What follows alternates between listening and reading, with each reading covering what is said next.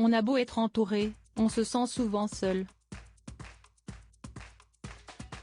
Seul parmi tous, seul au monde. Un sentiment de solitude et d'incompréhension face aux personnes qui nous entourent. Je suis là, je les observe. Ma tête va exploser, mon cœur va se briser tellement cette douleur est profonde et invisible. Je me console dans l'amour, ce magnifique sentiment qui égaie mon âme, qui fait naître des petits papillons dans le ventre. Cet amour que je reçois de votre part tous les jours. Je me couche malheureux et je me réveille heureux grâce à vous.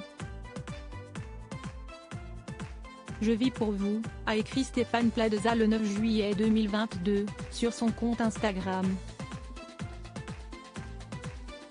Un message inquiétant lié aux dernières informations divulguées par le magazine Public, du 8 juillet, le concernant.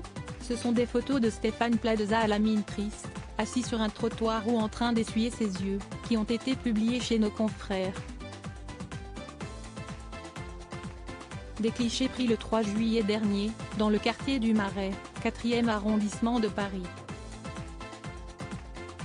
Largué en plein été, peut-on lire en gros titre.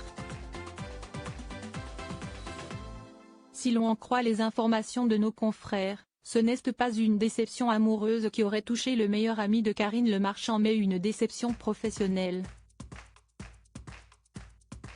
Auprès de proches, Stéphane Plaza aurait évoqué les trahisons dont il aurait été victime.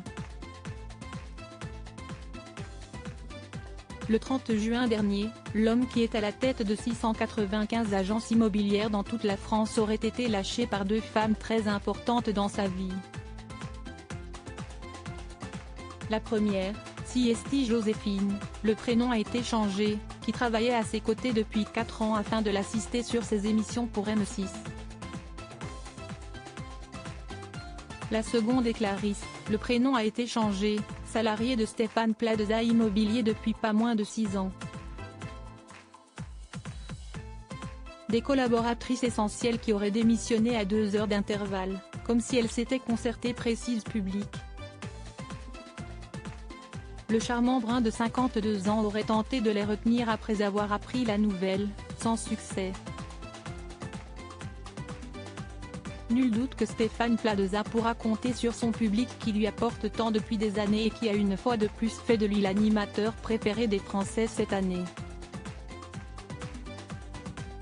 Son premier carburant, Siesti l'amour que lui portent les gens.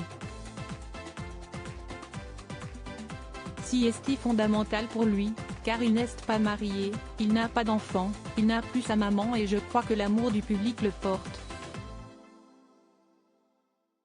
Les gens ont besoin d'amour et Stéphane leur en donne vraiment, confiait Karine Le Marchand en juin dernier, auprès de Télévision Mag.